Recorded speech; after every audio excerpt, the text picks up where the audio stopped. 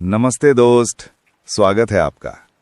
आज की रात हम एक ऐसी कोमल गर्माहट से भरी कहानी सुनने जा रहे हैं जिसका नाम है ठंड में काम पर जाने वाले लोग।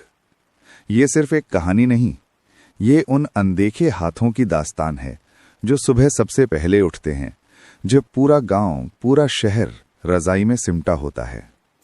कभी रिक्शा चालक केशव, कभी दूध वाला भोला, कभी अखबार वाला इम्तियाज।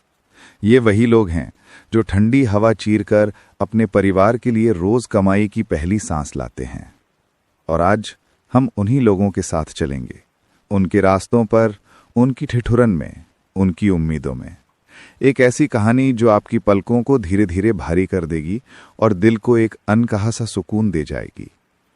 अगर ऐसी मीठी नींद भरी गांव की रातों वाली कहानियां आपको अच्छा महसूस कराती हैं तो चैनल को जरूर सब्सक्राइब करें, क्योंकि यहाँ हर रात एक नई कहानी आपको नींद की बाहों में ले जाने आती है। और हाँ, बताइए आप किस शहर या किस गांव से सुन रहे हैं और आपकी घड़ी में भी रात के कितने बजे हैं। आपका हर कमेंट, हर लाइक ये एहसास दिलाता है कि आप कहीं दूर नहीं, यहीं उसी नींद भरी रात में साथ चल रहे हैं। अब चलिए, रोशनी थोड़ी कम कर लीजिए, पंखे या हीटर की हल्की आवाज को महसूस कीजिए और धीरे धीरे आंखें बंद कर लें, क्योंकि अब हम चल पड़ते हैं उन गलियों की ओर जहां हर सर्द सुबह एक कहानी जन्म लेती है। रात और सुबह के बीच का वो अजीब सा समय था जब आसमान काला नहीं रहता, लेकिन उजाला भी पूरी तरह जन्म नहीं लेता। गांव धुंध की मोटी चादर में लिपटा पड़ा था। खेतों के ऊपर हल्की हल्की कुहासे की परतें तैर रही थीं, जैसे किसी ने सफेद रुई को फाड़कर हवा में उछाल दिया हो। दूर कहीं मंदिर की घंटी की पतली सी आवाज ठंडी हवा को चीरती हुई आ रही थी। टन टन। हवा में गीली मिट्टी और धुएं की मिलीजुली गंध तैर रही थी। कहीं गायों के मुंह से निकलती भाप, कहीं किसी कच्चे आंगन में जलती धीमी आंच, कहीं किसी पुराने रेडियो से बहुत धीमी आवाज में बजती भजन की रागिनी। ठंड ऐसी कि जैसे किसी ने अदृश्य बर्फ की परत पूरे गांव पर रख दी हो। गांव के किनारे मिट्टी की दीवारों वाला एक छोटा सा घर था। दीवार पर गोबर और मिट्टी की पुरानी लिपाई थी जो जगह जगह से उखड़ चुकी थी। दरवाजे की झिरी से हल्की सी धुंधली चांदनी भीतर सरक रही थी। अंदर कोने में रखे पुराने लकड़ी के खाट पर केशव करवट बदल रहा था। उसके ऊपर एक पुरानी रजाई थी, इतनी पतली कि सर्द हवा उसके आर पार हो जाती थी। रजाई के किनारे से उसका फटा हुआ मोजा बाहर झांक रहा था। उसने आंखें बंद ही बंद हाथ बढ़ाकर खाट के पास रखी लोहे की घड़ी टटोली। घड़ी की सुइयां धुंधलाती आंखों में किसी कांटे की तरह चुभीं। 1:15। उसने गहरी सांस ली। ठंडी हवा फेफड़ों में गई तो हल्की सी खांसी उठी। पास ही चूल्हे के कोने के पास फर्श पर बिछी दरी पर सुषमा अपने दोनों बच्चों के बीच में लेटी थी। दोनों बच्चे रजाई के अंदर गोल मटोल से सिकुड़े हुए थे। केशव ने उनकी तरफ देखा और ठंड एक पल को जैसे भूल गया। सुषमा ने आंखें खोले बिना ही पूछा, उठ गए? उसकी आवाज ऊनी थी पर चिंता से भरी हुई। हां, केशव ने धीरे से कहा। आज पाला ज्यादा है, सांस भी जैसे बर्फ खींच रही हो। सुषमा थोड़ी सी उठकर बैठ गई, अपनी शॉल कंधे पर कसते हुए। अंधेरे में उसकी आंखें मिट्टी के दिए की तरह मध्यम चमक रही थीं। जाओ, पहले मुंह पर थोड़ा गर्म पानी डाल लो। उसने चूल्हे की ओर देखा, जहां पिछली रात की बुझी राख में हल्का सा अंगारा अब भी दबी सांस ले रहा था। मैं चूल्हा सुलगा देती हूं, चाय चढ़ा देती हूं। केशव ने खाट से पांव नीचे रखे, ठंडी जमीन से तलवे जैसे कांप उठे। उसने अपने पुराने घिसे हुए जूते पहने, जिनके भीतर नमी का एहसास साफ था। दीवार पर टंगी फटी सी टोपी उसने सिर पर चढ़ाई। फिर कोने में रखी ऊनी शॉल उठाई। शॉल में सूखे धुएं और दूध उबलने जैसी मिलीजुली गंध थी, क्योंकि वही शॉल वो हर जगह साथ लेकर जाता था। रिक्शे पर, चाय की दुकान पर, अस्पताल के चक्कर में या कभी किसी बारात में। इतनी ठंड में भी जाना जरूरी है क्या? सुषमा ने धीरे से पूछा, मानो जवाब पहले से ही उसे पता हो, पर दिल फिर भी उम्मीद कर रहा था कि शायद आज कोई चमत्कार हो जाए। केशव हल्का सा मुस्कुराया, एक थकी लेकिन जिद्दी मुस्कान। ठंड को कौन पूछता है सुषमा, भूख का मौसम थोड़े ही बदलता है। उसने बच्चों की ओर देखा। एक ने नींद में ही करवट बदलते हुए मुंह से बाबा जैसी कोई आधी अधूरी आवाज निकाली। केशव ने आगे बढ़कर उनके सिर पर हाथ फेरा। सोते रहो, सुबह जब आंख खुले तब तक तकिए के नीचे 2 रोटी के टुकड़े रख दूंगा। देखना, सुषमा ने हल्के से टोक दिया। पहले खुद के लिए तो जतन कर लो, फिर बच्चों से वादा करना। केशव ने कोई जवाब नहीं दिया, बस धीमे कदमों से दरवाजे की तरफ बढ़ा। जैसे ही उसने किवाड़ खोला, बाहर की ठंडी हवा भीतर ऐसे घुसी जैसे किसी ने बर्फ की चादर उसके चेहरे पर रख दी हो। गलियों में धुंध घनी थी और दूर कहीं किसी कुत्ते के भौंकने की आवाज छिटपुट गूंज रही थी। दरवाजे की दहलीज पर खड़े होकर उसने आसमान की तरफ देखा। सितारे अब भी टिमटिमा रहे थे, लेकिन पूरब की दिशा हल्के हल्के राख के रंग की होने लगी थी। चलूं सुषमा, उसने बिना पीछे मुड़े कहा। रुको। सुषमा जल्दी से उठकर कोने में रखे स्टील के गिलास में बचे खुचे चाय के पतीले से थोड़ी ठंडी पर गाढ़ी चाय डाल लाई, जिसे रात में उन्होंने आधा छोड़ दिया था कि सुबह काम आएगी। रास्ते में पी लेना, गला थोड़ा गर्म रहेगा। केशव ने गिलास पकड़ लिया। ठंडी चाय होठों से लगाते ही भीनी सी स्वाद और हल्की मिठास ने गले में जैसे टुकड़ा सा उजाला पहुंचा दिया। आज शाम तक लौटते लौटते अगर ज्यादा थक जाऊं तो हो सकता है देर हो जाए, उसने धीरे से कहा। बच्चों को बता देना कि बाबा बस सवारी ढूंढ रहा था। सुषमा ने बस एक नजर उसकी तरफ देखी, आंखों में चिंता, समझ और एक अनकही दुआ। केशव घर से बाहर निकला और धीमे धीमे कदमों से पगडंडी की ओर चल पड़ा, जहां उसका पुराना रिक्शा बंधा था। गांव के दूसरे छोर पर, जहां थोड़ी ऊंचाई पर बबूल के पेड़ खड़े थे और उनके नीचे पत्थर की छोटी सी मस्जिद की दीवार भी, वहीं से कुछ दूर मिट्टी और ईंटों से बना छोटा सा मकान था। आंगन में एक कोने पर बांधी गई भैंस हल्की हल्की आवाज में हूक करती हुई सांसों की गर्म भाप छोड़ रही थी। आंगन के बीचों बीच राख से ढका हुआ चूल्हा था, जिसके पास भोला बैठा अंगूठे से कोपले को कुरेद रहा था। उसने मोटी ऊनी बनियान के ऊपर स्वेटर डाल रखा था, पर पैरों में सिर्फ घिसी चप्पल थी। उसकी सांसें ठंडी हवा से टकराकर सफेद धूरे की तरह बाहर निकल रही थी। अंदर से उसकी बीवी रम्या ने आवाज लगाई, इतनी सुबह फिर निकलोगे? कम से कम थोड़ा और रजाई में पड़े रहते। भोला ने चूल्हे की राख में से 1-2 अंगारे निकालकर फूंक मारी। लाल रोशनी चमकी और उसकी आंखों में थोड़ी चमक उतर आई। भैंस का धन पूजकर दूध नहीं छोड़ता रम्या, वो मुस्कुराया। समय पर ना दुहा तो ना दूध मिलेगा, ना साहूकार की किस्त जाएगी और ना बच्चों की कॉपियां आएंगी। रम्या दरवाजे के पास आकर दीवार से टिक गई, शॉल कंधे पर कसते हुए। किस्त किस्त किस्त, पूरी जिंदगी बस यही सुनूंगी क्या? कभी ये भी सुनूंगी कि आज थोड़ी देर से दूध दूंगा, पहले अपनी हड्डियां सीधी कर लूं। भोला ने एक पल के लिए उसकी तरफ देखा, फिर धीरे से बोल पड़ा, मेरी हड्डियां सीधी हों या टेढ़ी, साहूकार की नजर तो सीधे मेरे उधार पर ही रहती है। देर करूंगा तो सूद बढ़ा देगा।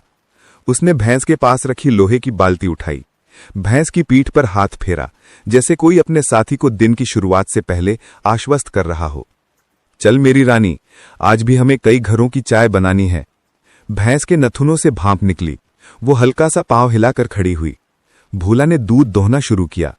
बाल्टी में गिरते दूध की छप छप की आवाज ठंडी सुबह की नीरवता में अलग से सुनाई दे रही थी। थोड़ी ही देर में दूध की हल्की भाप हवा में उठने लगी। दूध की मीठी गंध, भैंस की देह की गर्माहट और मिट्टी की ठंडी खुशबू सब मिलकर एक अनोखा सा माहौल बना रहे थे। दूध दोहकर वो अंदर आया। रम्या स्टोव पर चाय चढ़ा चुकी थी। बच्चों के बगल में बैठकर उन्होंने कोट की बटन बंद की, जो वो शहर के किसी पुराने बाजार से सस्ता खरीद कर लाया था। आज भी पुराने रास्ते से ही जाओगे? रम्या ने पूछा। सुना है नहर वाले मोड़ पर कल रात किसी ने लूट की है। भोला ने चाय का कप हाथ में लेते हुए थोड़ा सा झुंझला कर कहा, लूट की खबरें पढ़ने लिखने वालों के लिए होती हैं, हम जैसे लोगों के लिए तो बस एक ही खबर होती है, आज दूध बिकेगा कि नहीं। पर उसकी आवाज में जो कठोरता थी वो उसके डर को छुपाने की नाकाम कोशिश थी। उसने एक घूंट में आधी चाय खत्म की, फिर बाल्टी में दूध की बड़ी पीतल की डिब्बी डाली, ढक्कन कसकर बंद किया और एक पट्टे से कंधे पर लटका दिया। ले लिया।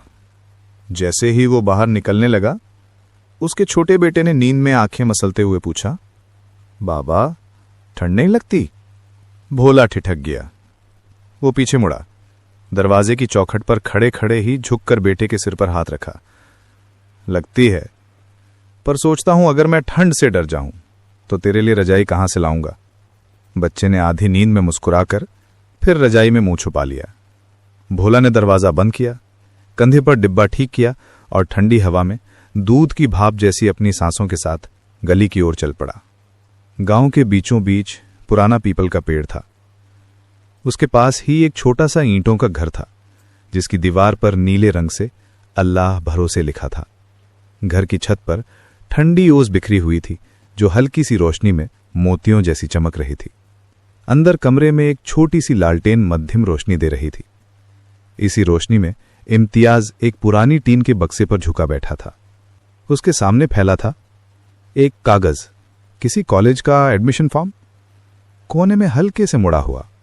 अब्बू, इतना ध्यान से क्या देख रहे हो? दरवाजे के पास बिछी दरी पर लेटे उसके छोटे भाई ने नींदी आवाज में पूछा। इम्तियाज ने चौंक कर फॉर्म को तुरंत मोड़कर किताब के बीच में दबा दिया। कुछ नहीं हमजा, बस अखबारों के रेट देख रहा था। आज कितने बांटने पड़ेंगे? हमजा ने मुस्कुराकर कहा। अखबार में रेट नहीं, खबरें होती हैं। अरे मूर्ख, हमारे लिए खबर नहीं, वही रेट ही बड़ी खबर है। इम्तियाज ने उसके सिर पर पन्नी से ढका तकिया फेंक दिया। दोनों हल्का सा हंसे, लेकिन हंसी के पीछे एक भारी सी चुप्पी थी। कोने में चूल्हे के पास बैठी अमीना, उनकी मां, सूखी लकड़ियों के बीच हाथ डालकर जली हुई लकड़ी ढूंढ रही थी ताकि पानी गर्म कर सके। उनके हाथों की नसें ठंड से नीली पड़ गई थीं। इम्तियाज, बेटा साइकिल की चेन ठीक है ना? पिछले हफ्ते तो फिसल रही थी। इम्तियाज ने शॉल कंधों पर चढ़ाते हुए कहा। ठीक कर लिए अम्मी, फिरोज चाचा ने थोड़ी ग्रीस लगा दी थी। बोले शहर वाली दुकान में ले जाओगे तो आधी मजदूरी वहीं छोड़ाओगे। अमीना ने गहरी सांस छोड़ी। फिरोज बड़ा नेक है, खुद के पास भी कहां बहुत है, फिर भी मदद कर देता है। इम्तियाज ने चुपचाप सिर हिलाया। उसे बाद याद आया, पिछले महीने जब उसने कॉलेज के फॉर्म के बारे में बात की थी तो फिरोज चाचा ने उसकी तरफ देखा कर बस इतना कहा था, ख्वाब अगर ठंड में भी गर्म रखते हो ना, तो एक दिन वही ख्वाब तुझको ठंड से बाहर निकालेंगे, बस हिम्मत मत हारना। अमीना ने उसके सामने मिट्टी के कप में गुनगुना पानी रखा। चेहरा धोले, ठंडी हवा लगेगी तो कायम बढ़ जाएगी। और सुन, उन्होंने धीरे से फुसफुसाकर कहा, आज अगर थोड़ा ज्यादा कमा सको ना तो लौटते में थोड़ा गुड़ लेते आना, काफी दिनों से घर में मीठा नहीं पकाया। इम्तियाज के होठों पर हल्की मुस्कान आई, पर आंखें झुक गईं। देखता हूं अम्मी, अगर अखबारों के पैसे से कुछ बच गया तो जरूर ले आऊंगा। उसने पुराने घिसे हुए जूते पहने, जो साइकिल चलाते समय अक्सर पानी अंदर खींच लेते थे। दीवार के कोने में ठगे मफलर को गले में लपेटा और बिस्तर के पास रखी वो पुरानी डायरी उठाई, जिसमें वो रोज अपना हिसाब लिखता था। कितने अखबार, कितना किराया, कितनी बचत, और पेज के एक कोने में छोटे अक्षरों में फीस के लिए अब तक बचाए पैसे। वो डायरी उसकी तिजोरी थी, कागज उसका सपना और साइकिल उसका पुल, जो उसे गांव की सुबह से शहर की दुनिया की तरफ जोड़ता था। दरवाजे के बाहर निकलते ही ठंडी हवा उसके चेहरे से टकराई। उसने एक पल को गला कसकर मफलर ऊपर चढ़ाया, फिर आसमान की तरफ देखा। पा अल्लाह, उसने मन ही मन कहा, आज की ठंड से बचाना और इतना दे देना कि अम्मी के लिए थोड़ा गुड़ भी ला सकूं। साइकिल के हैंडल पर लटकती टिमटिमाती पीली बत्ती उसने ठीक की और कंधे पर अखबार का बोरा टांग कर वो गली से बाहर चल पड़ा। गांव की कच्ची सड़क अभी भी सोई हुई थी। अंधेरा पूरा गया नहीं था, दिन पूरा आया नहीं था। आसमान में हल्की हल्की नीली परतें फैल रही थीं और धरती पर धुंध जैसे किसी अधूरे सपने की तरह तैर रही थी। केशव अपने रिक्शे के पास पहुंचा। रिक्शा नीम के पेड़ के नीचे बांधा था। लोहे की फ्रेम पर औस की बूंदें जमी थीं, जो उसकी उंगलियों को छूते ही ठंडी सुई जैसी लग रही थीं। उसने रिक्शे की सीट पर हाथ फेरा, फिर पहियों को देखा। आज तो हिम्मत करना मेरे दोस्त, उसने जैसे रिक्शे से कहा। रास्ता लंबा है, सवारी कम है, ठंड से मुस्कुराकर कहा। भीषा, ठंड में तो सुबह भी सोचती है कि उठूं कि ना उठूं, पर भूख का अलार्म जल्दी बज जाता है। भोला हंस पड़ा। सही कह रहा है, चल आज तेरे रिक्शे के पीछे बैठकर थोड़ा पैर सीधा कर लेता हूं। न हट, केशव ने हल्के से सिर हिलाया। बैठ जा, किराया बाद में ले लूंगा। भोला ने हंसकर डिब्बा रिक्शे के पीछे रखा और खुद किनारे बैठ गया। उसी समय दूसरी तरफ से साइकिल की चर चर की आवाज आने लगी। इम्तियाज था। अखबार का बोरा कंधे से आधा उतरता आधा टिकता हुआ। अरे, पूरी कंपनी यहीं जमा हो गई, वो हंसते हुए बोला। रिक्शा वालों की बारात, दूध वालों का जत्था और अखबार वालों का दस्ता। तीनों हंस पड़े। हंसी छोटी थी पर ठंडी हवा में किसी छोटे से अलाव की तरह लग रही थी। आजा, पहले चाय पी लेते हैं, फिर तू अपनी उड़न खटोला साइकिल उड़ाना, भोला ने कहा। फिरोज चचा का खोमचा यहीं मोड़ पर है ना, आज अलाव भी जला होगा। केशव ने रिक्शे का हैंडल घुमाया। चलो पहले चाय की गर्मी, फिर दिन की ठंडी मार। तीनों साथ साथ चल पड़े। आगे रिक्शा, उसके पीछे दूध की डिब्बियों की खनक और साथ साथ चरमराती साइकिल की आवाज। गली के आखिर में सड़क के मोड़ पर हल्की सी पीली रोशनी चमक रही थी। फिरोज चचा की लालटेन, छोटा सा खोमचा जिस पर गरम चाय फिरोज होटल टेढ़े मेढ़े अक्षरों में लिखा था। नीचे लकड़ी की पुरानी मेज, बगल में अंगीठी, उस पर तांबे की केटली। अंगीठी में जलते कोयले से उठती चिंगारियां कभी कभी हवा में उछलकर फिर राख में गुम हो जाती। फिरोज चचा मोटा ऊनी कोट पहने, सिर पर टोपी, हाथों में पुरानी ऊनी दस्ताने, केटली से कप्पू में चाय डाल रहे थे। उनकी मूंछों पर ओस की छोटी छोटी बूंदें जमी थीं, जैसे किसी ने बर्फ की महीन लकीरें खींच दी हों। आ गए, ठिठुरते सुर में उन्होंने आवाज लगाई। आओ आओ, भोर से पहले की फौज आ गई, अब दिन भी उठ जाएगा। इम्तियाज ने हंसकर कहा। चाचा चाचा, अगर हमारी फौज ना हो तो सुबह की खबरें कौन बांटेगा, और चाप में दूध कौन डालेगा, और रिक्शा कौन चलाएगा? फिरोज चचा ने शरारत से आंखें फैलाते हुए कहा। व्याख्यान मत दे, ठंड में दिमाग जमता नहीं, बस चाय बहती है। लो, 3 कटिंग तैयार। उन्होंने 3 कांच के गिलासों में उबलती चाय डालकर लकड़ी के पट्टे पर रख दी। चाय की भाप उठी और ठंडी हवा में मिलकर एक सुगंधित बादल सा बना। केशव ने दोनों हाथों से गिलास पकड़ा। गिलास की गर्मी उसकी ठंडी उंगलियों में उतरती चली गई। उसने एक घूंट भरा, मुंह में मीठी मसालेदार चाय का स्वाद आया। गले में गर्माहट दौड़ी और आंखें अपने आप हल्की सी बंद हो गईं। भोला ने भी गिलास होठों से लगाते हुए कहा। चाचा, आज तो पाले ने हड्डी तक जमा दी। रात में तो लगा था जैसे हवा नहीं बर्फ चल रही हो।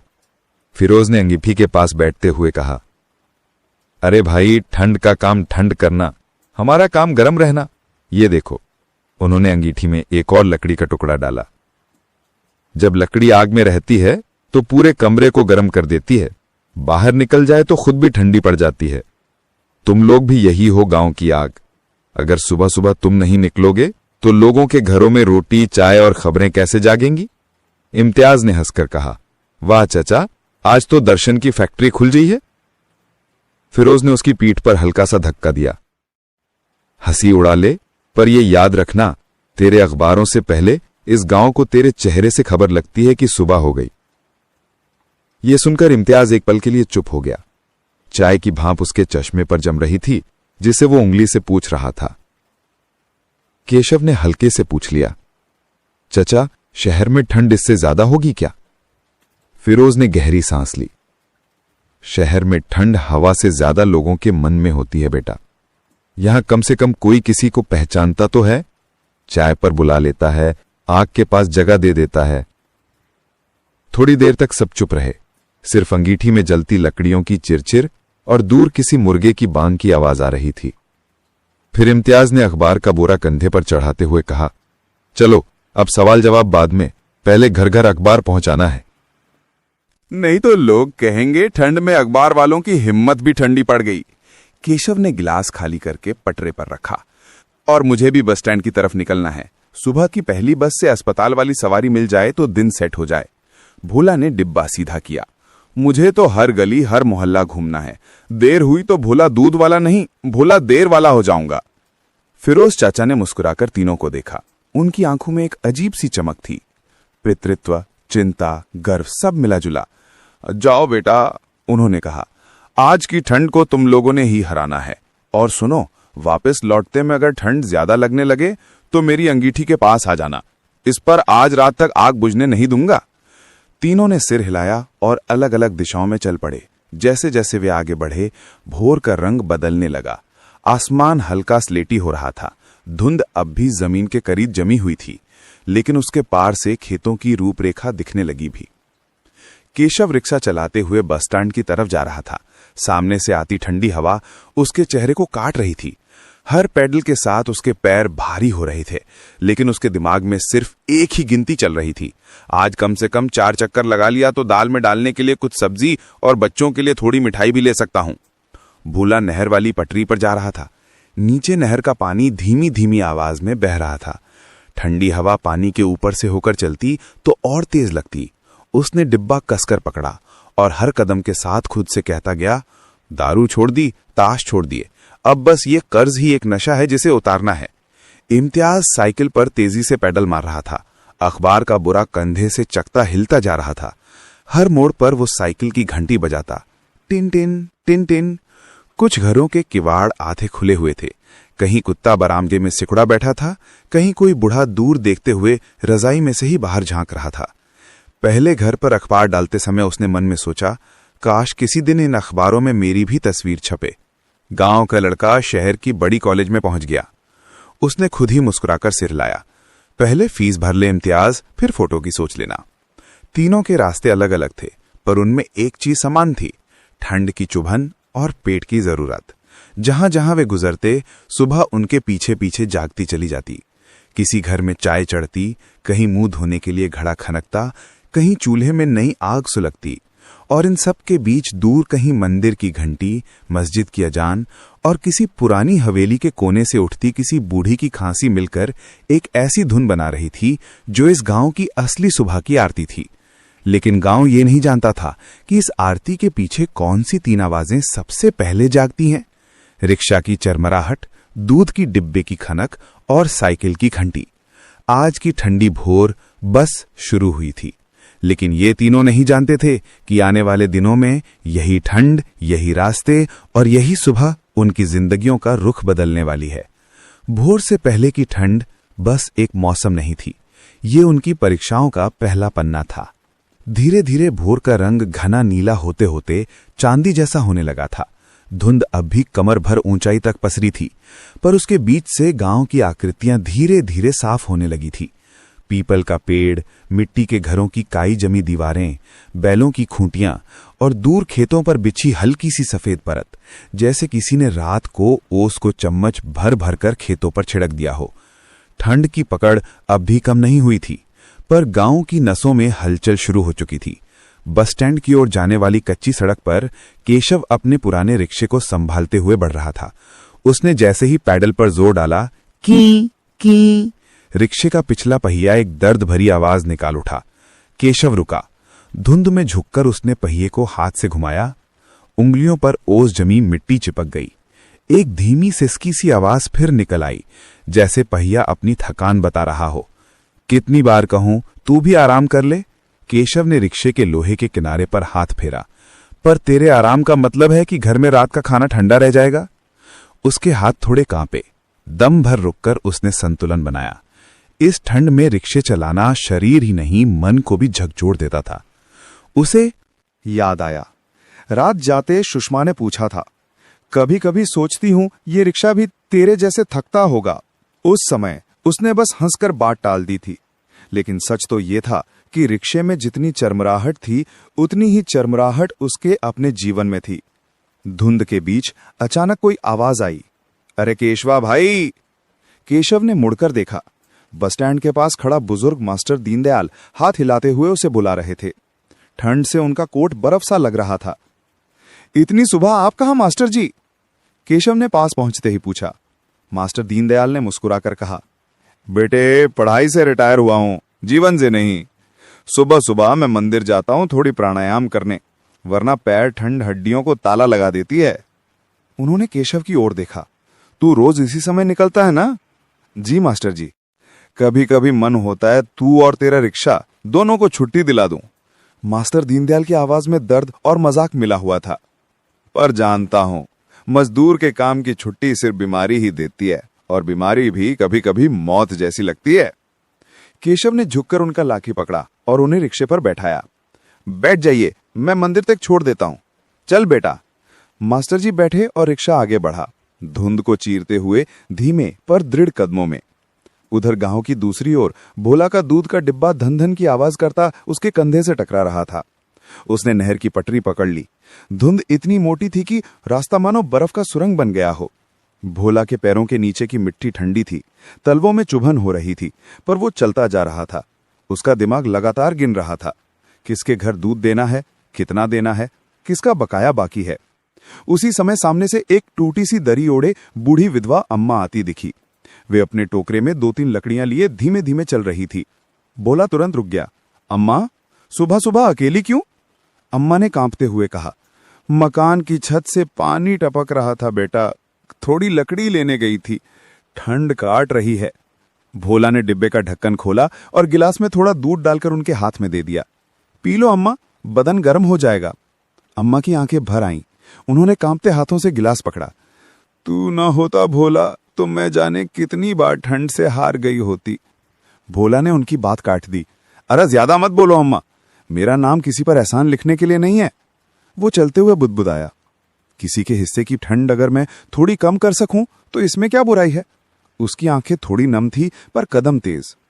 इम्तियाज साइकिल की घंटी बजाता हुआ गलियों से निकल रहा था, कंधे पर अखबार भरा बोड़ा, पैरों में तेज ठंड और दिल में वही सपना, इस साल कॉलेज का दाखिला होगा चाहे कुछ भी करना पड़े। गांव के बड़े घरों में पहले अखबार फेंकने की प्रथा रहती थी, परंतु इम्तियाज हर घर के दरवाजे पर रुकता, अखबार मोड़कर ध्यान से जोड़ में फंसाता और फिर अंदर रख देता। अरे इम्तियाज, एक खिड़की से आवाज आई। सरपंच हरिराम अखबार लेने बाहर निकले। इतनी ठंड में उठ जाता है तू? क्या करें सरपंच जी, अखबार ठंडी सुबह का इंतजार नहीं करते। सरपंच ने नोट बढ़ाते हुए कहा, ये ले, इस महीने का पहले ही दे देता हूं। सुना है तेरे को कॉलेज में दाखिला लेना है। इम्तियाज चौंक गया। जी, कोशिश कर रहा हूं। सरपंच ने उसका कंधा थपथपाया। तुम जैसे बच्चों पर ही गांव को गर्व हो सकता है, पढ़ना चाहो तो हम सब मदद करेंगे। इम्तियाज की आंखों में चमक आ गई। उसने नोट जेब में रखते समय अम्मी अमीना का जुर्रियों वाला चेहरा याद किया। गुड़ ले आना बेटा, कई दिन से मीठा घर में नहीं पका। उसके होंठों पर हल्की सी मुस्कान आई। आज तो गुड़ जरूर लाऊंगा अम्मी। साइकिल फिर तेजी से आगे बढ़ी। चाप की दुकान के पास सुबह की हलचल शुरू हो चुकी थी। लालटेन की पीली रोशनी में धुआं तैर रहा था। अंगीठी पर कोयले लाल थे और वहां पहले से खड़े थे फिरोज चचा। उन्होंने गरम पकड़ी निकालते हुए आवाज लगाई, ओ ढंड के शेरों, आ जाओ, पहले चाय से बदन में आग भर लो। कुछ ही पलों में केशव रिक्शा लगाकर उतर गया। भोला डिब्बा उतारकर पास खड़ा हो गया। इम्तियाज साइकिल स्टैंड पर टिकाकर उनकी तरफ भागा। तुम तीनों के बिना गांव की सुबह अपूर्ण है, फिरोज चचा ने गर्व से कहा। तीनों ने गर्म चाय पकड़ी। गिलास को हाथ में पकड़ते ही ठंड मानो पीछे हट गई। धुंध, चाय की भाप और साथ में मिलते हुए तीनों की सोचें। तो सुबह सुबह कहाँ निकले थे? फिरोज चचा ने पकौड़ी बनाकर पूछा। तुम भी ठंड से घुट्टे में ही जाते तुम्हेदी? उनके चेहरों पर हल्की मुस्कान। ये तीनों सर्दियों की सबसे खूबसूरत तस्वीर बन रही थी। चाय खत्म कर तीनों अपने अपने रास्ते के लिए तैयार हुए। केशव बस स्टैंड, अस्पताल, रास्ता, बाजार चक्कर। पहिए की चरमराहट उसके मन का बोझ बयान कर रही थी। भोला नहर पटरी, ठाकुरवाड़ा, चौधरी बस्ती, दूध की डिब्बी की खनक, उसके कर्ज और जिम्मेदारियों की आवाज थी। इम्तियाज पीपल चौक, मुख्य सड़क, पोस्ट ऑफिस के पास वाली कॉलोनी, साइकिल की घंटी उसके सपनों की धड़कन थी। तीनों अलग हुए पर धुंध में उनके कदम एक जैसा संदेश छोड़ते जा रहे थे। मेहनत ठंड से बड़ी होती है और उम्मीद किसी भी सुबह से ज्यादा गर्म। भोर अब उजाले में बदल रही थी, लेकिन ठंड कम होने का नाम नहीं ले रही थी। धुंध खेतों, पगडंडियों, पेड़ों और घरों पर ऐसे चिपकी थी जैसे किसी ने पूरे गांव पर सफेद कपड़ा डाल दिया हो। हवा में मिट्टी और गीली पत्तियों की मिलीजुली खुशबू थी। कहीं कहीं धुएं की परतें भी उठ रही थीं, जैसे किसी ने ठंड से बचने के लिए नई आग सुलगाई हो। गांव में सुबह का हर दृश्य एक कहानी था और आज उन कहानियों के बीच 3 किरदार अपने छोटे छोटे संघर्षों के साथ आगे बढ़ रहे थे। केशव अपने रिक्शे के साथ, भोला दूध के डिब्बे के साथ और इम्तियाज अखबार के बोरे के साथ। बस स्टैंड के पास पहुंचते पहुंचते केशव की सांसें तेज चलने लगी थीं। ठंडी हवा चेहरे पर चुभ रही थी और रिक्शा की किरकिर आवाज उसके कानों में किसी चेतावनी की तरह गूंज रही थी। बस स्टैंड पर आज चमक नहीं थी, लोग कम थे। कोहरा इतना था कि आने जाने वाली बसें भी देर से चल रही थी। एक बुजुर्ग, 2 महिलाएं और एक बीमार बच्चा अपनी मां की गोद में। बस स्टैंड लगभग सोया हुआ लग रहा था। केशव ने रिक्शा खड़ा किया और चुपचाप चारों ओर देखा। सवारी न होना उसके लिए ठंड से भी बड़ा बोझ था। पेट की भूख, बच्चों की कॉपियां, सुषमा की दवाइयां, टूटा रिक्शा, सब उसके सामने किसी ठंडी धुंध की तरह खड़े थे। तभी एक महिला ने आवाज दी, भैया रिक्शा ले चलोगे? बच्चे को अस्पताल दिखाना है। केशव तुरंत दौड़कर खड़ा हो गया। उसने बच्चे को गोद में लेने में मदद की। बच्चा ठंड से तप रहा था, आंखें आधी बंद, शरीर तपन भरा। उसकी हालत देखकर केशव के दिल में एक टीस उठी। बहन जी, जल्दी बैठ जाइए, मैं धीरे धीरे ले चलता हूं, झटका नहीं लगेगा। महिला ने ठंड से कांपते हुए कहा, भगवान भला करे आपका, सारी रात बच्चा रोता रहा, चलिए जल्दी। केशव ने रिक्शे की पकड़ मजबूत की और पैडल मारते ही फिर वही आवाज, किक किक। लेकिन आज वो आवाज के आगे झुका नहीं। उसके कदम तेज हो गए। दिल में सिर्फ एक ही बात थी, इस बच्चे को जल्दी अस्पताल पहुंचना है, चाहे रिक्शा टूटे या मैं। ठंडी हवा उसके चेहरे पर थपेड़े मार रही थी, पर उसके पांव, उसका दिल और उसकी सांसें सब एक ही दिशा में दौड़ रहे थे।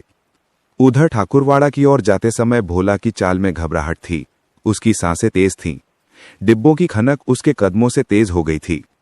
रास्ते में उसने देखा बूढ़ी अंटो देवी अपने आंगन में बैठी अंगीठी सेक रही थी। भोला हमेशा की तरह उनके घर रुक गया। अम्मा, आज भी आधा सेर दे दूं?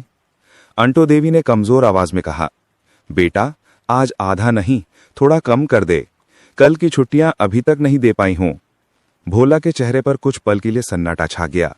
उसके भीतर का व्यापारी दिमाग कहता था पैसा कम हो जाएगा, पर उसका दिल बोलता था इन बूढ़ी आंखों के लिए आज दूध कम देना मतलब उनकी ठंड बढ़ा देना।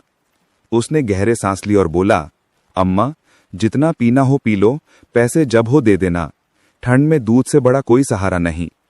अंटो देवी की आंखें फिर भर आईं। तुसी बहुत नेक हो भोला। नहीं अम्मा, बस थोड़ा सा इंसान हो, उसने मुस्कुराकर कहा। दूध बांटने के बाद वो नहर के पास पहुंचा।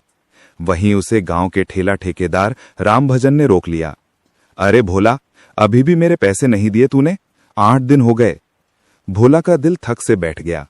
रामभजन जी, हाथ बहुत तंग हैं, 2 दिन दे दीजिए। रामभजन भड़क पड़ा। तू ठंड चाहे कितनी भी हो, कर्ज की ठंड मुझसे मत सह देना। 2 दिन में पैसे ला, नहीं तो अगले महीने दूध नहीं लेना। भोला चुप, अंदर ही अंदर घुटता हुआ। उसके पैरों के नीचे की मिट्टी और ठंडी हो गई। चलते हैं रामचंद्र जी, 2 दिन में लाकर दूंगा। उसने आवाज धीमी कर दी, लेकिन उसकी आंखों में चिंता की धुंध पहले से ज्यादा घनी हो गई थी। इम्तियाज अखबार बांटता अब नई कॉलोनियों की ओर चला गया था। सड़कें शहर जैसी बनने लगी थी। सुमड़े हुए बाग, पुराना पोस्ट ऑफिस, सरकारी स्कूल की आधी टूटी दीवार और दफ्तर जाने वाले लोगों की छोटी हलचल। हर अखबार देते उसका हाथ जम चुका था, लेकिन दिल गर्म था, क्योंकि उसकी जेब में सरपंच द्वारा दिया गया नोट अभी भी पड़ा था। वो सोच रहा था अगर आज थोड़ा और बच जाए तो फीस के लिए जमा राशि में जोड़ दूंगा। एक घर के बाहर बच्चा खड़ा था और कांपते हुए बोला, भैया अखबार दे जाओ, अम्मी कह रही थी जल्दी करना, अब्बू को शहर जाना है। इम्तियाज ने अखबार बढ़ा दिया। बच्चे ने कांपते हाथों से लिया। ठंड लग रही है? इम्तियाज ने पूछा। बहुत। उसने अपना मफलर को गले से निकाला और बच्चे के गर्दन में डाल दिया। बच्चा चौंका। अरे भैया, ये तो आपका मफलर है। कुछ देर पहन ले, मैं अभी दूसरी तरफ जा रहा हूं, वापसी में ले लूंगा। बच्चे के चेहरे पर पहली बार मुस्कान आई। इम्तियाज ने देखा उस मुस्कान में एक गर्मी थी जो ठंड से ज्यादा मजबूत थी। मंदिर के बाहर बैठकर मास्टर दीनदयाल अपने कोट में हाथ डाले गांव की ठंड देख रहे थे। उन्होंने रिक्शे के धुएं, दूध के डिब्बों की आवाज और अखबार की साइकिलों की चिड़चिड़ सबको एक साथ देखा। उनके मन में एक भारी आवाज उठी, ये लड़के, ये मेरे गांव के बच्चे सर्दी से नहीं डरते, भूख से नहीं डरते, पर हालात से डरते हैं। उन्होंने खुद से कहा, अगर मैं कुछ कर सकता हूं तो क्यों ना करूं, कम से कम इम्तियाज की पढ़ाई में तो मदद करूं। वे उस तय साहस के साथ उठे जैसे कोई बूढ़ा भरगद फिर से जवान होना चाह रहा हो। अब सूरज एक धूसर गोल दाग की तरह धुंध के पीछे उभर चुका था। पूरा गांव धीरे धीरे पूरी तरह जाग गया। कहीं चूल्हों में आग जली, कहीं भैंसों को खिलाया गया, कहीं बच्चों ने ठंड में हाथ रगड़े, कहीं स्त्रियों ने आंगन बुहारा। और इन सब के बीच केशव रिक्शा से अस्पताल की ओर भाग रहा था। भोला दूध के डिब्बे के साथ कर्ज के बोझ में दबा चल रहा था और इम्तियाज साइकिल चलाता हुआ अपने सपनों की ओर भाग रहा था। तीनों के चेहरे ठंड से लाल थे, पर आंखों में गर्मी उम्मीद की।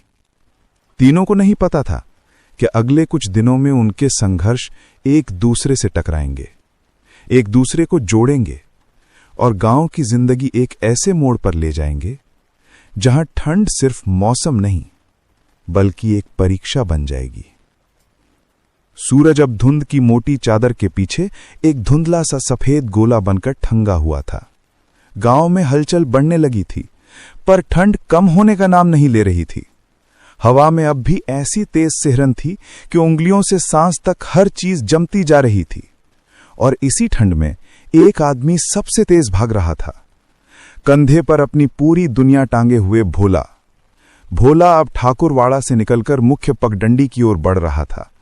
उसके कंधे पर टिके पीतल के डिब्बे चलते चलते एक लय में बज रहे थे।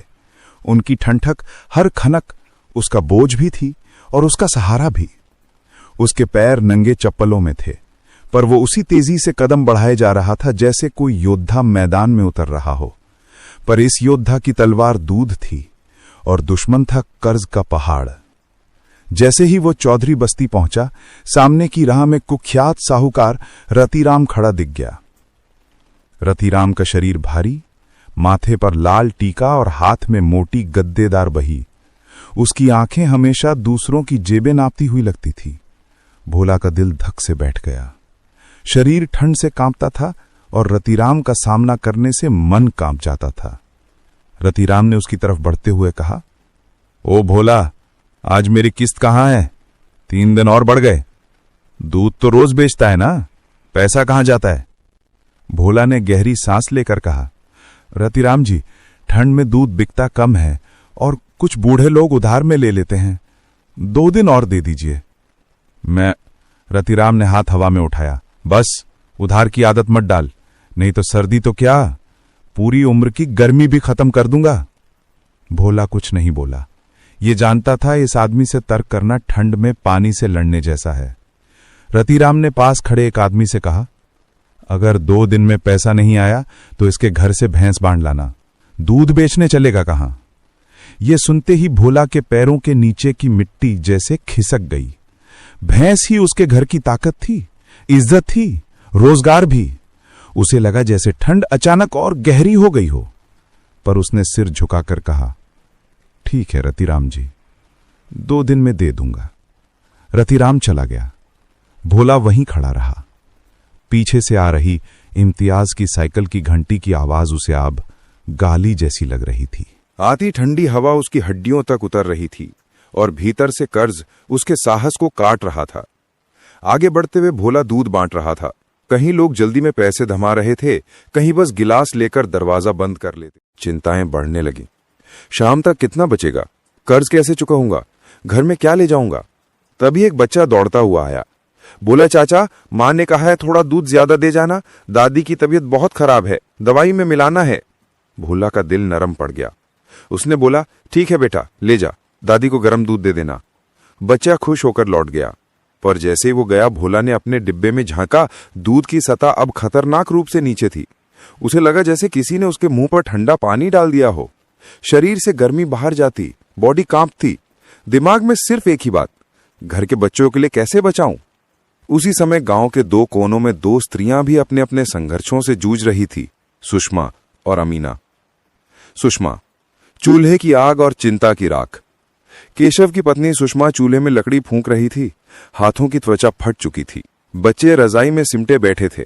सुषमा सोच रही थी, आज केशव को अच्छी सवारी मिलेगी तो दोपहर का खाना थोड़ा ढंग से बन जाएगा। केशव की थकान उसके चेहरे पर भी लिखी थी। पत्नी की चिंता भी एक तरह का कर्ज ही होती है, जो ब्याज नहीं, आंसू लेकर चुकाया जाता है। अमीना, बेटे के सपनों के लिए दुआ। दूसरी तरफ अमीना चूल्हे पर पानी गर्म कर रही थी। उनके कांपते हाथों में वो पुराना मफलर था जो इम्तियाज अपने भाई को उधार देकर गया था। उन्होंने आकाश की ओर देखा। मां अल्लाह, मेरे बेटे को आज कुछ अच्छा दे देना। उसके सपने इतने ठंडे दिन में भी गर्म रहते हैं। उन सपनों को रुकने मत देना। उनकी आंखें नम हुई। उन्होंने रुखसार पर हाथ फेरा, मानो बेटे की मेहनत की दुआ को हवा में भेज रही हूं। इम्तियाज जब आखिरी कॉलोनी में पहुंच रहा था, उसने जेब में हाथ डाला और सरपंच हरिराम द्वारा दिया गया नोट निकाला। साथ में एक और चीज थी, वो फॉर्म जो वो कॉलेज में जमा करना चाहता था। वो बोला, बस आज अगर थोड़ा और कमा लूं तो इस महीने की फीस की आधी रकम पूरी हो जाएगी। उसी समय पोस्ट ऑफिस के सामने बूढ़े डाके गणपत लाल ने इम्तियाज को आवाज दी, अरे ओ लड़के, आज का अखबार दे जा, कल का भी उधार है लगता है तेरे पास। इम्तियाज रुका। गणपत लाल ने 2 दिन की रकम देनी थी, पर उन्होंने जेब टटोली और कहा, अरे छुटा नहीं है, आज भी कल की तरह उधार लिख दे, कल पक्का दे दूंगा। इम्तियाज के हाथ कांपे, उसकी आंखों में एक परत धुंध जमा गई, पर उसने मुस्कुराकर कहा, ठीक है चाचा, कल सही। वो आगे बढ़ गया, पर उसका दिल भारी हो गया। हर घर का उधार उसकी फीस कम कर रहा था, उसका भविष्य हिला रहा था। दोपहर होते होते तीनों, केशव, भोला और इम्तियाज, फिर फिरोज चाचा की दुकान पर पहुंचे। अंगीठी में आग तेज भी, चाय की भाप उठ रही थी। फिरोज चाचा ने 3 कटिंग चाय उनके सामने रख दी। आओ बैठो, चेहरे देख रहा हूं, आज धुन से ज्यादा भारी कोई और चीज लिए घूम रहे हो? केशव ने धीमे से पूछा, चाचा, क्या हम तीनों की जिंदगी कभी सुधरेगी? भोला ने चाय का कप थामा, दूध कम, उधार ज्यादा, क्या करें चाचा? इम्तियाज चुप था, उसके हाथ फॉर्म पर टंगे हुए थे। फिरोज चाचा ने तीनों की तरफ देखा, बेटो, मेहनत कभी ठंडी नहीं पड़ती, बस वक्त सा ठंड उसे धीमा कर देती है। रुको, सबका मौसम आएगा। इसके पहले भी कई मौसम आए, सब गुजर गए। फिर उन्होंने तीनों के कंधों पर हाथ रखा, तुम तीनों सुबह की धड़कन हो, अगर तुम हार गए तो गांव की सुबह ही मर जाएगी। तीनों ने चुपचाप सिर झुकाया, और चाय की गर्मी उनके दिल में उतर रही थी। दोपहर ढलने लगी थी, ठंड कम होने की बजाय और गहरी होती जा रही थी। भोला ने डिब्बा उठाया, अंदर सिर्फ थोड़ी सी दूध की परत बची थी। उसने घूर कर डिब्बे को देखा, इतना कम, उसे लगा दूध ही नहीं, उसकी उम्मीद भी कम हो गई है। उसी समय पीछे से एक आवाज आई, भोला, शाम को नहर मोड़ कर मिलना, रतिराम साहूकार तुझसे बात करेगा। भोला के पांव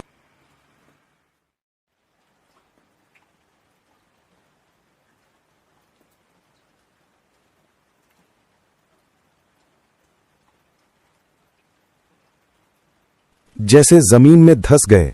उसने आकाश की ओर देखा, हे भगवान, आज ये ठंड क्यों इतनी काट रही है? उसके हाथ कांपते थे, गला सूख रहा था, और मन में सिर्फ एक ही डर, अगर भैंस चली गई तो घर का चूल्हा बुझ जाएगा। उसके कदम भारी हो गए, धुंध और गहरी हो गई। कहानी की ठंड आज किसी के घर से टकराने वाली थी, और वो घर भोला का था। दिन आधे से ज्यादा गुजर चुका था, पर ठंड की पकड़ और मजबूत हो गई थी। सूरज की किरणें गांव को छू तो रही थी, मगर किसी बीमार सी रोशनी की तरह कमजोर सहरती हुई, जैसे खुद सूरज भी ठंड से कांप रहा हो। गांव की कच्ची सड़कें दोपहर की गीली धुंध से चमक रही थी। कहीं कीचड़ नरम थी, कहीं पत्थर उभरे हुए, और कुछ जगहों पर जमीन इस तरह पिघली हुई थी जैसे रात के पाले ने उसे घायल कर दिया हो। और इन घायल रास्तों पर सबसे ज्यादा बोझ ढो रहा था केशव का रिक्शा। अस्पताल तक बच्चे को पहुंचाने के बाद केशव बस स्टैंड की ओर लौट रहा था। सामने की सड़क आधी टूटी, आधी कीचड़ भरी थी, पर वक्त कम था। शाम की सवारी पकड़नी थी। घर में खाते बच्चे इंतजार कर रहे थे। आज चाहे जितनी ठंड हो, रात को घर में आग तभी जलती है जब केशव पसीना बहाए। उसने रिक्शा मोड़ा, पहिए ने जोर से करा उठाया। कर, केशव ने झुंझलाकर कहा, अरे यार, अब तू ही टूट मत जाना। पर पहिए की आवाज उसके मन की थकावट गूंज रही थी। हर पैडल पर उसे महसूस हो रहा था जैसे लोहे की पकड़ ढीली हो गई हो, जैसे रिक्शा का ढांचा हड्डियों की तरह चरमराने लगा हो। थोड़ी दूर चलकर वो एक गड्ढे में उतरा। छपाक, ओस और कीचड़ मिलकर छींटे उछल गए। रिक्शा जोर से हिल गया, पहिया बाईं ओर खिसक गया। केशव का दिल धक से बैठा। उसने तुरंत रिक्शा रोका, घुटनों के बल बैठकर पहिया टटोला। उसकी उंगलियां ठंडी मिट्टी और चिकने कीचड़ में डूब गई। कुछ ही सेकंड में हाथ नीले पड़ गए। हाय राम, उसने कराह कर कहा। पहिए की स्पोक निकल चुकी भी, रिम तिरछा हो गया था। अब ये भी करना था। उसने माथे पर हाथ रखा, आंखें बंद कर ली। उस पल ठंड नहीं, जीवन काट रहा था। किस्मत से कुछ दूरी पर भोला डूड बांटकर लौट रहा था।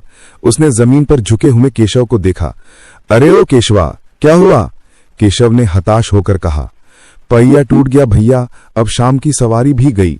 भोला रिक्शे के पास बैठ गया। उसकी सांसें ठंड से धुआं छोड़ रही थी। दिखा, मैं देखता हूं। उसने पहिए को हाथ से घुमाया।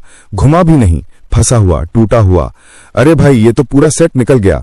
नई स्पोक, नई रिम और शायद पूरा तीलियों वाला हिस्सा बदलना पड़ेगा। केशव के गले में कुछ अटक गया। कितना लगेगा भोला भैया? ये धीमे से बोला। भोला उसकी आंखें पड़ गया। कर्ज, ठंड, भूख, सब कुछ उन आंखों में लिखा था। भोला ने धीरे से कहा, 300 से कम नहीं लगेगा, और काम अगर शाम को करवाया तो ज्यादा लगेगा। 300 मतलब छोटी बेटी की दवाई या घर की आटा तेल या बच्चों की शाम की रोटी। उसके सीने में दर्द सा हुआ। भोला ने रिक्शे के पास बैठकर कहा, देख केशवा, तू चिंता मत कर, संध्या की सवारी की जरूरत है। मैं अपने डिब्बे बांट चुका हूं, चल शहर तक, तुम मैं साथ चलूंगा। लोगों को तो पहुंचा ही देंगे दोनों मिलकर। केशव की आंखें भर आई। भोला का यह साथ सर्दी के बीच आग जैसा था। उसी समय दूर से साइकिल की आवाज आई। चिर्र चिर्र चिर्र धुन पटी और इम्तियाज प्रकट हुआ। उसकी साइकिल का बोरा अब खाली था। चेहरा ठंड से लाल, पर आंखों में एक चमक, वही चमक जो सपने देखते हुए आती है। अरे क्या हो गया केशव भाई? वो उतरा और आगे झुककर पहिया देखा। अरे ये तो पूरा तिरछा हो गया। वो हैरान हुआ। फिर उसने तुरंत अपनी जेब में हाथ डाला। कुछ कुचले हुए नोट, कुछ सिक्के। उसके पास बचत थी, आज के अखबार बांटकर कमाया हुआ। कुछ पल के लिए वो रुका। मन में मां की बात घूमी, गुड़ ले आना। दिल के एक कोने में बैठा कॉलेज फॉर्म भी आवाज दे रहा था, फीस के लिए पैसा जोड़। पर उसने धीरे से नोट्स निकालकर केशव की हथेली पर रख दिए। ये रख लो भाई, पहिया ठीक करवा लेना। केशव ने तेजी से हाथ पीछे खींच लिया। अरे नहीं नहीं, ये मैं नहीं ले सकता इम्तियाज, तू खुद पढ़ाई कर रहा है, तेरे हर पैसे की कीमत है। इम्तियाज मुस्कुराया। उसकी मुस्कान एक दीपक की तरह लग रही थी। केशव भाई, मेरे पैसे की कीमत तभी है जब उससे किसी का बुरा वक्त टल जाए, और वैसे भी मेरे पास अभी थोड़े और काम हैं, कमा लूंगा, पर चौथे बच्चे के लिए रिक्शा चलाना जरूरी है ना। भोला हंस पड़ा। अरे आज तो सबके नसीब खुल रहे हैं। वो देख, हमारी तीनों की टीम बन गई, रिक्शा, दूध और अखबार वाली फौज। तीनों हंसती। ये हंसी ठंड को तो नहीं मिटा सकी, पर दिलों की बर्फ जरूर पिघला गई।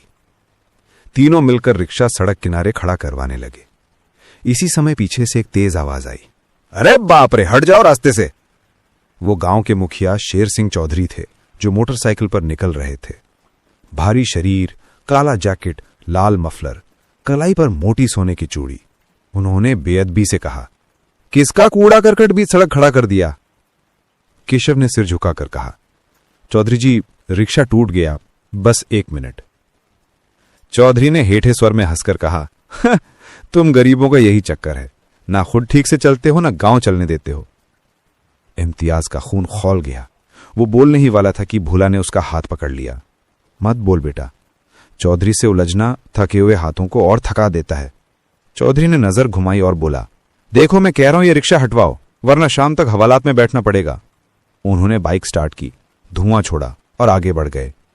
उनके जाते ही तीनों कुछ पल चुप रहे।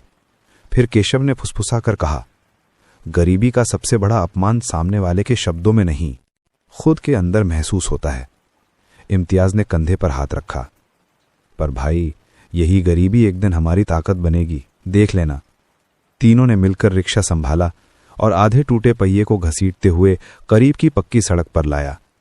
भोला बोला, मैं अपने कर्ज के बीच भी तेरी मदद करूंगा, वादा है। इम्तियाज बोला, मैं अपनी पढ़ाई के बीच भी तेरे साथ रहूंगा। और केशव, उसकी आंखें भर आई थीं। उसने कहा, तुम दोनों मेरे लिए ठंड की आग हो, साथ रहो ना तो ये जिंदगी चलती रहेगी। तीनों एक साथ खड़े थे। दूध की डिब्बी, रिक्शे का टूटा पहिया और अखबार का बोरा उनके बीच जमीन पर रखे थे। धुंध उनके आसपास घूम रही थी, लेकिन उनके दिलों में एक नई गर्मी उभर रही थी। दूर से मंदिर की घंटी बजी। शाम उतरने लगी और उसी समय रिक्शे का पहिया अचानक जमीन पर एक तरफ झुक गया। टक! तीनों चौंक गए। पहिया पूरी तरह अलग हो गया था। केशव ने टूटे हुए टुकड़ों को उठाया और उसकी उंगलियां धीरे से कांपने लगी। वो धीमे से बोला, अब तो रिक्शा भी चला गया, पर उसकी आवाज में हार नहीं थी, बस बेहद गहरी थकान थी। भोला ने तुरंत कहा, रिक्शा जाएगा नहीं, हम सही करेंगे इसे। इम्तियाज बोला, और चौधरी हो या ठंड, हम तीनों मिलकर सबका सामना करेंगे। तीनों की छाला ढलते सूरज में लंबी हो गई। ठंड बढ़ रही थी, रात करीब थी और उनके संघर्ष भी, पर आज इनके दिलों में हिम्मत का एक नया पहिया जुड़ चुका था। धुंध अब शाम की सफेद चादर से बदलकर रात की हल्की राख सी परत बन चुकी थी। गांव की मिट्टी ठंडी होकर कठोर सी हो गई थी, जैसे दिन भर की सारी थकान उसने खुद पी ली हो। दूर के खेतों से किसी चिड़िया की क्षीण आवाज आ रही थी।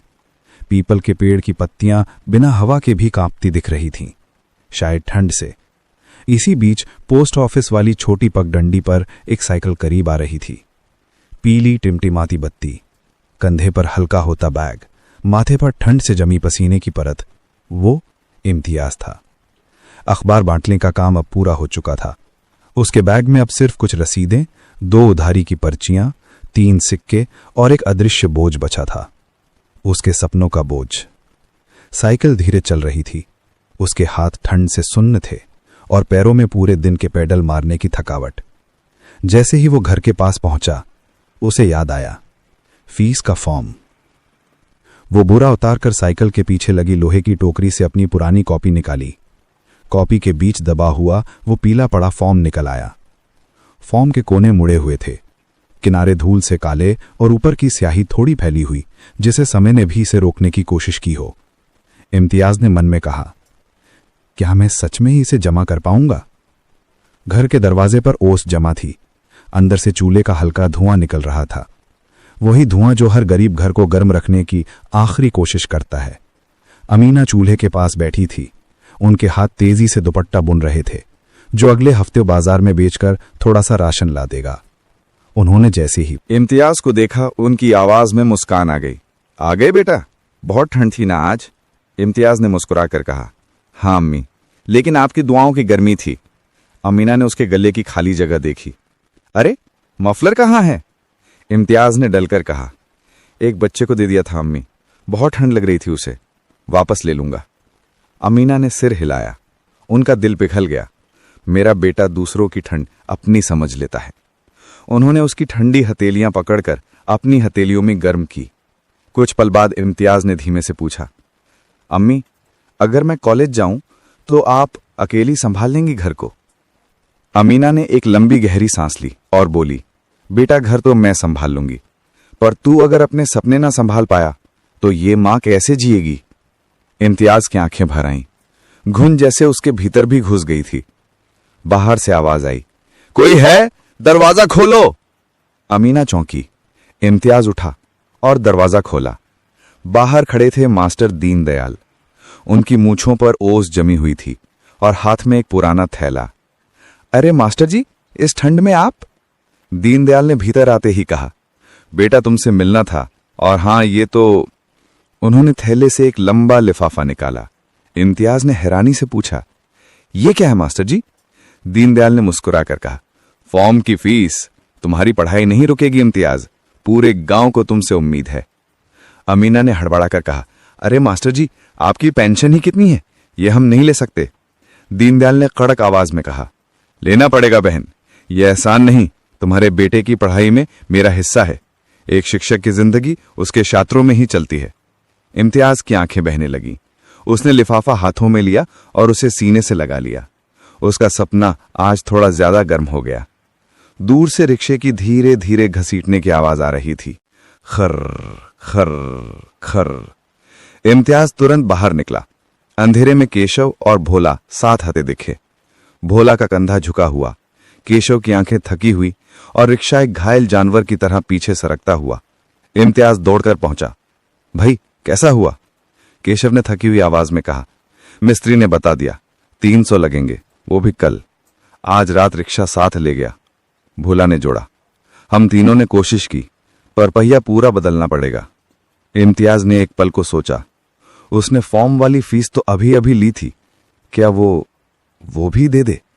अमीना ने सब समझ लिया। उन्होंने बेटे का हाथ दबाया। नहीं बेटा, तू अपनी पढ़ाई मत रोक, हम सब मिलकर केशव की मदद करेंगे। मास्टर जी बोले, मैं कल मिस्त्री से बात करूंगा, कुछ कम करवाने की कोशिश करेंगे। भोला ने केशव के कंधे पर हाथ रखा। भाई तू अकेला नहीं है, हम सब है ना। केशव की आंखें भर आईं। उसने हाथ जोड़कर कहा, अगर तुम दोनों ना होते तो आज मैं टूट जाता। तीनों साथ में मास्टर जी धीरे धीरे फिरोज चाचा की दुकान पर पहुंचे। दुकान आधी बंद थी और अंगीठी में आग अभी भी सुलग रही थी। फिरोज चाचा ने सबको देखकर कहा, आ जाओ, आज ठंड ने सबकी औकात चेक की है।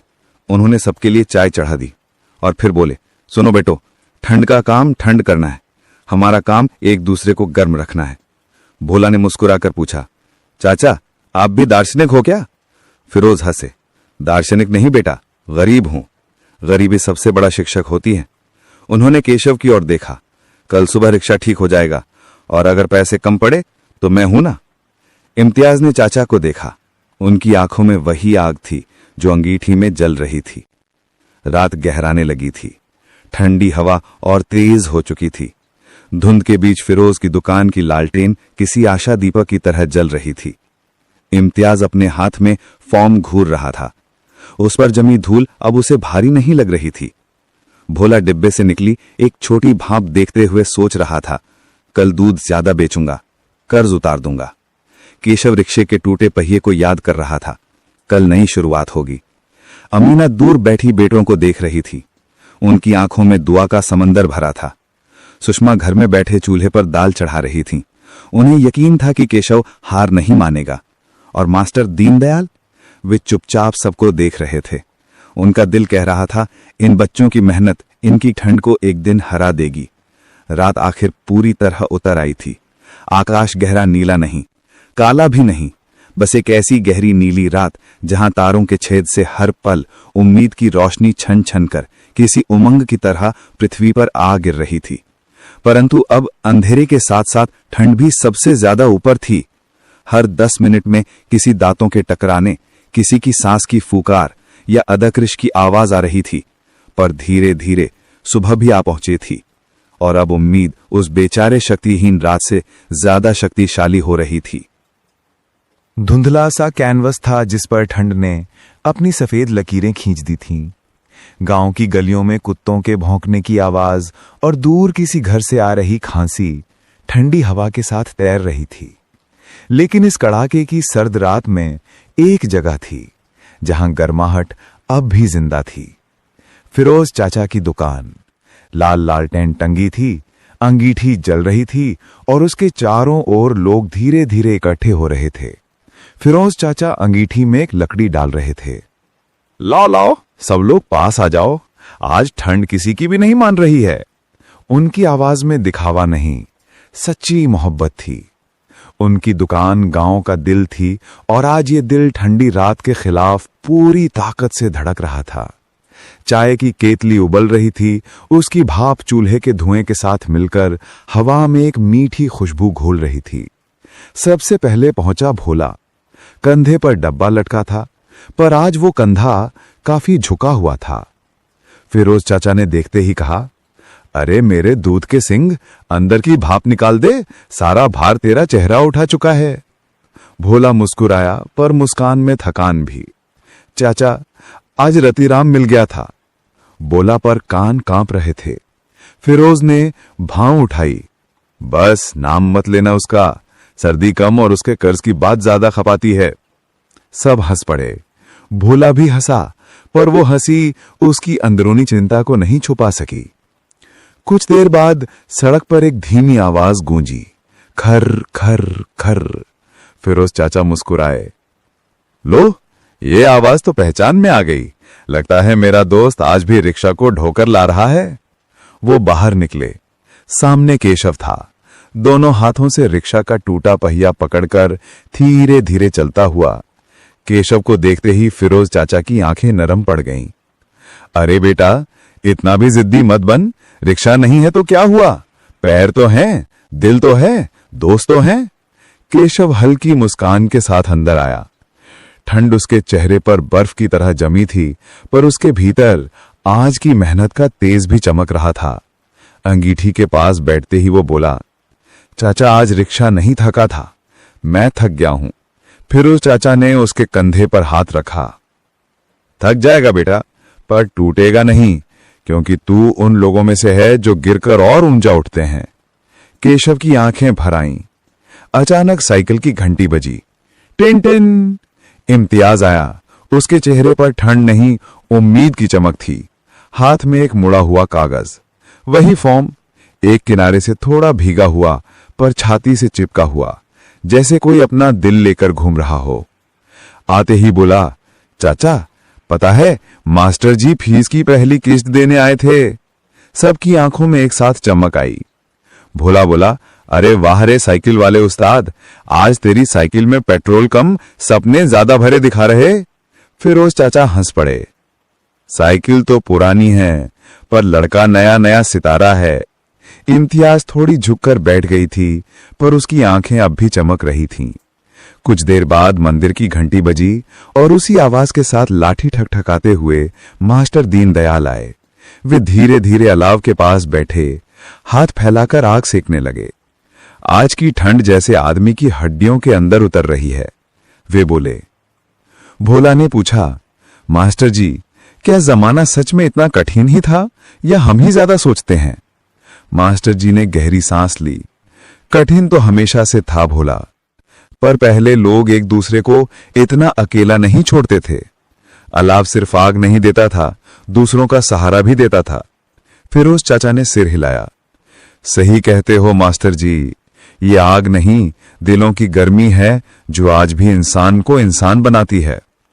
उधर केशव का घर अंगीठी, दरी और ठंड से जूझ रहा था। सुषमा खिड़की से बाहर देख रही थी। बच्चे सो चुके थे, पर वो नहीं सो पा रही थी।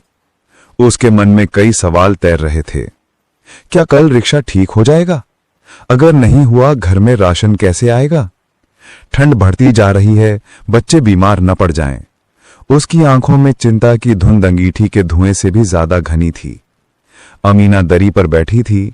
उनके हाथ में एक अदबुना दुपट्टा था। वह अलाव की ओर देखते हुए धीमे से दुआ कर रही थी। या अल्लाह, मेरे बच्चों को थकने मत देना। इस ठंड में उनके दिलों की गर्मी बचा लेना।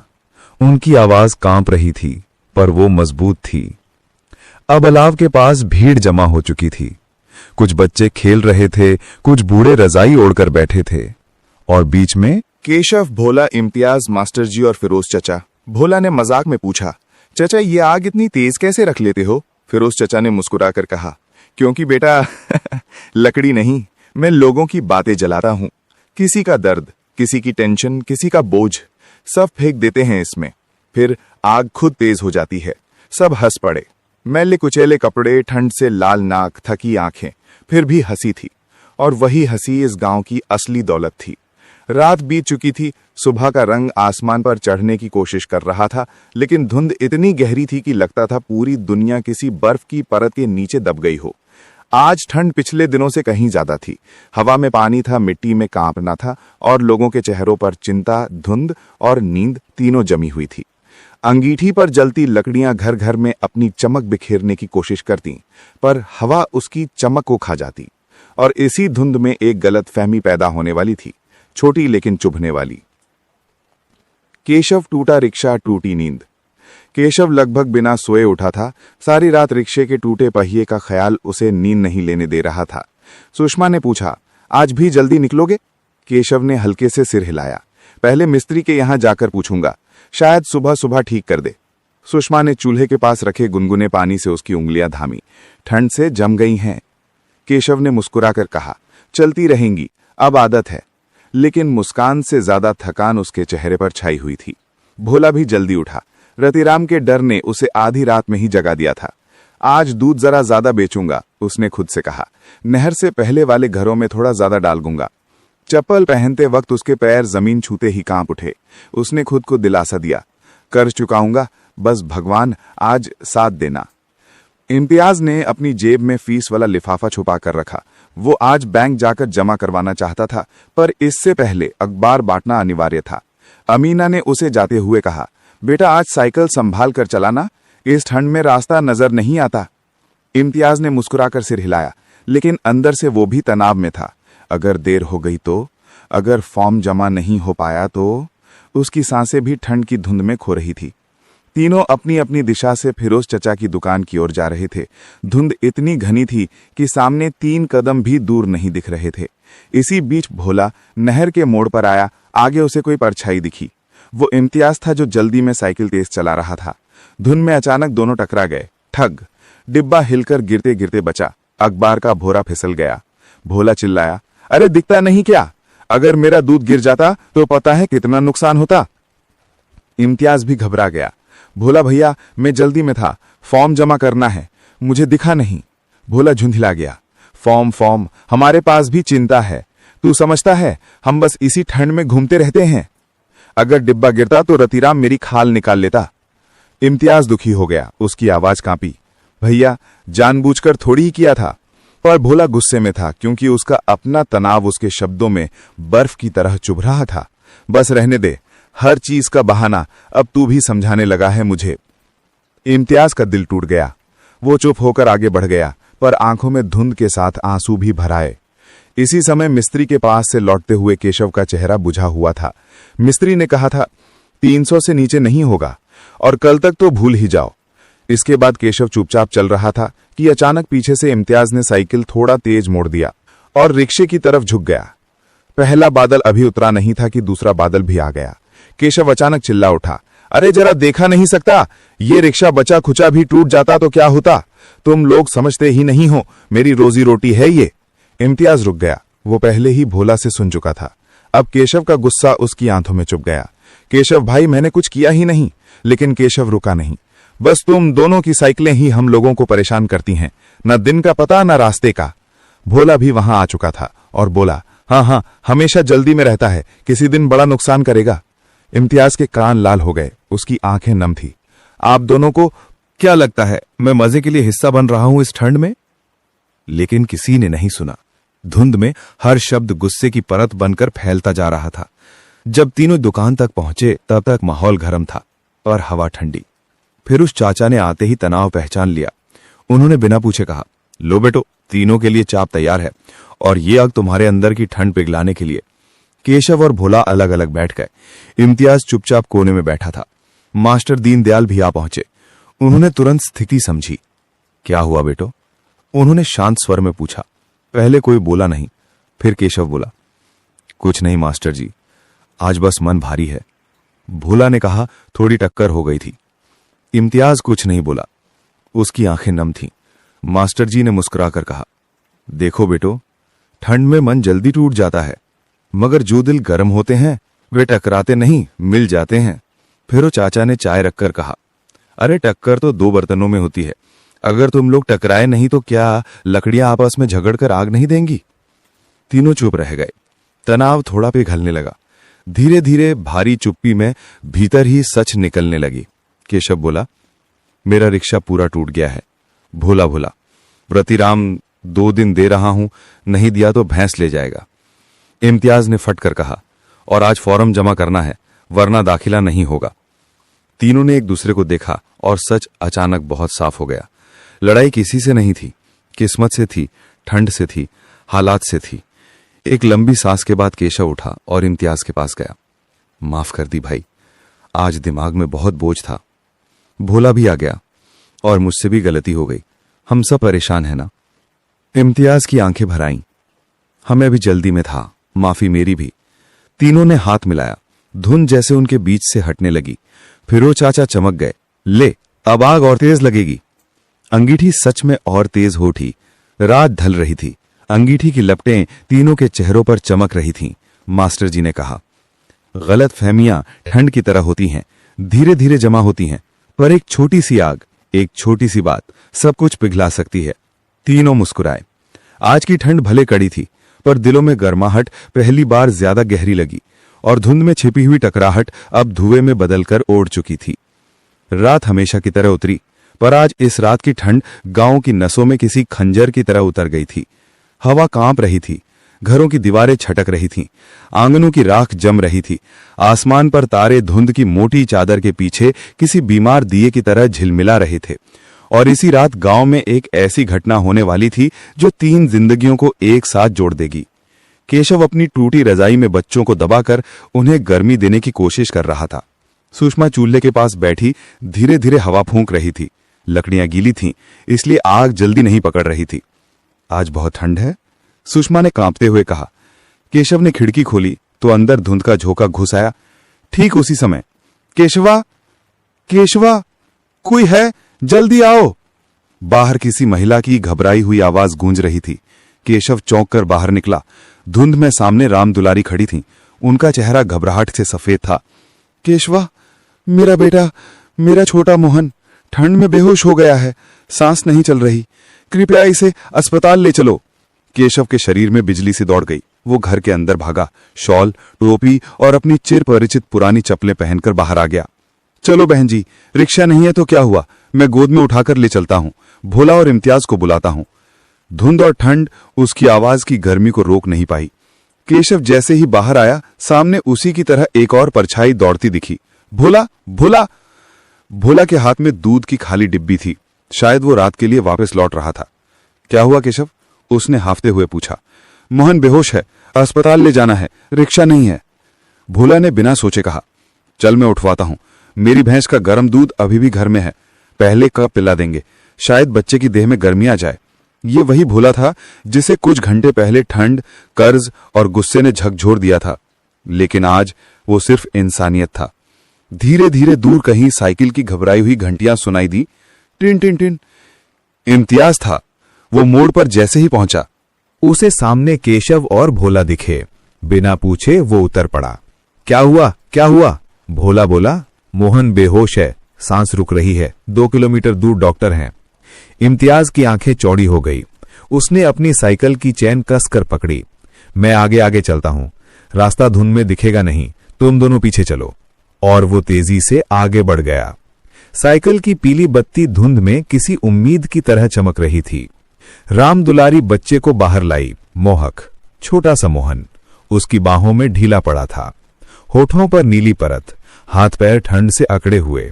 भूला ने तुरंत कहा, चलो मेरे घर, गरम दूध अभी पिलाते हैं। तीनों उसके घर भागे। अंदर अंगीठी जल रही थी। भोला ने तुरंत भैंस का ताजा गरम दूध स्टील की कटोरी में निकाला और केशव को दिया, लेकिन बच्चा हिल भी ना पा रहा था। केशव की आंखें भर आई। ऐसा लगता है ठंड ने अंदर तक चोट पहुंचा दी है। इम्तियाज ने बोला, 1 सेकंड भी बर्बाद मत करो, चलो अस्पताल। धुंध इतनी गहरी थी कि सड़क एक सफेद सुरंग लग रही थी। आगे इम्तियाज की पीली बत्ती, पीछे केशव के कंधों पर मोहन और भोला साथ दौड़ता हुआ। ठंडी हवा बच्चे के चेहरे पर पड़ते ही उसका सिर और ठंडा हो रहा था। लेकिन तीनों में से किसी ने भी एक बार भी रुककर ठंड को महसूस नहीं किया। इम्तियाज तेज चीखा, जल्दी भाई, अस्पताल बस थोड़ी दूर है। लेकिन अचानक सड़क पर कीचड़ का एक गड्ढा था, धुंध में दिखाई नहीं दिया। केशव का पांव फिसला, वो गिरते गिरते बचा। मोहक, बच्चे का सिर थोड़ा हिला। केशव हांफते हुए बोला, बोला पकड़, मैं थक गया हूं। भोला तुरंत आगे आया, दे दे बच्चा, मैं भैंस के वजन से भी भारी बोझ उठाता हूं। उसने मोहन को अपने सीने से लगाया। उसकी गर्मी बच्चे के सुनसान शरीर को छूने लगी। दूर फिरोज चाचा की दुकान बंद हो चुकी थी, लेकिन वे आधी नींद में अचानक बाहर की हलचल से जागे। उन्होंने दरवाजा खोला तो देखा तीनों धुंध में किसी मुश्किल से जूझ रहे थे। अरे ओ केशवा, क्या हुआ? केशव चिल्लाया, चाचा बच्चा बेहोश है, अस्पताल ले जा रहे हैं। फिरोज चाचा ने बिना एक पल गवाए अपनी पुरानी लालटेन उठाई। ठहरो, लालटेन ले लो, पीछे कीचड़ है, रास्ता पथरीला है। और वे दौड़कर उनके पीछे आए। अब दृश्य ऐसा था, आगे साइकिल की हल्की बत्ती, बीच में फिरोज चाचा की लालटेन और पीछे केशव भोला बच्चे को छाती से लगाकर दौड़ते हुए। ये इंसानियत का जुलूस था जिसे ठंड भी रोक नहीं पा रही थी। अस्पताल की सफेद दीवारें धुंध में भूत जैसी लग रही थी, लेकिन अंदर जाते ही डॉक्टर ने तुरंत बच्चे को लिया। तेज ठंड का असर है, हाइपोथर्मिया जैसा लग रहा है, जल्दी से कंबल हीटर लाओ। केशव और भोला दोनों दरवाजे पर खड़े थे। पसीना, धुंध और डर सब एक साथ उनके चेहरों पर लिखा था। इम्तियाज हाथ जोड़कर खड़ा था, अल्लाह कृपा कर देना। कुछ मिनट बाद डॉक्टर बाहर निकला। तीनों के दिल रुक गए। डॉक्टर ने हल्की मुस्कान दी, बच्चा खतरे से बाहर है। गर्मी मिलते ही सांस लौट आई। राम दुलारी रो पड़ी। केशव ने उसकी पीठ थपथपाई। भोला ने आंखों से आसमान को शुक्रिया कहा। इम्तियाज ने सांस छोड़ते हुए कहा, या अल्लाह शुक्र है। और फिर चाचा ने कहा, देखा, ठंड की रात भी हम लोगों की गर्मी के सामने टिक ना सकी। रात का हादसा अब गांव में फैल चुका था। ठंडी भोर में जब पहली मुर्गे की बांग गूंजी, गांव की हवा में एक अलग सी खामोशी थी, जैसे किसी बड़े सच को अब पूरी बस्ती ने महसूस कर लिया हो। आज सूर्य धुंध के पीछे नहीं छिपा था। उसकी हल्की सी रोशनी मिट्टी की दीवारों, नीम पीपल के पेड़ों और टूटी गलियों पर किसी नई सुबह की तरह पड़ रही थी। पर इस सुबह गांव ने 3 लोगों को पूरी तरह से नए नजरिए से देखना था। सबसे पहले खबर फैली कि मोहन बच गया। रामदुलारी बच्चे को गोद में लिए गांव की हर गली में जाकर कह रही थी, केशवा, भोला और इम्तियाज के बिना आज मेरा बच्चा नहीं बचता, भगवान इन्हें खुश रखे। उनकी आवाज में रोना भी था और दुआ। गांव की औरतें दालान से झांक कर कहती, सच में ऐसे ठंड में दौड़कर इतनी दूर अस्पताल लेकर गए। एक बूढ़ी दादी ने कहा, अरे बेटा बेटा, आजकल कौन किसी के बच्चे को बचाने के लिए अपनी जान ठंड में जोखिम में डालता है। रामदुलारी की आंखें भर आई। तीनों ने किया, बिना सोचे, बिना डर के। उनकी बातों के साथ पड़ोसियों की आंखें भी नम हो गई। सुबह होते ही केशव रिक्शे के पहिए का हाल जानने मिस्त्री की दुकान की ओर गया। मिस्त्री, जो अक्सर उसके पैसे ना मिलने पर खींच कर बात करता था, आज खड़ा हुआ ही बोला, अरे केशव भाई, आपका रिक्शा कल पहचाना नहीं गया था। सुना है आप लोग रात में बच्चे की जान बचा कर आए हो। केशव झेप गया, हमने किए कुछ नहीं भाई, बस हालात ने दौड़ा दिया। मिस्त्री ने हाथ जोड़े, नाना, आज आपका काम आधी कीमत में करूंगा, बाकी जब हो जाए तब दे देना।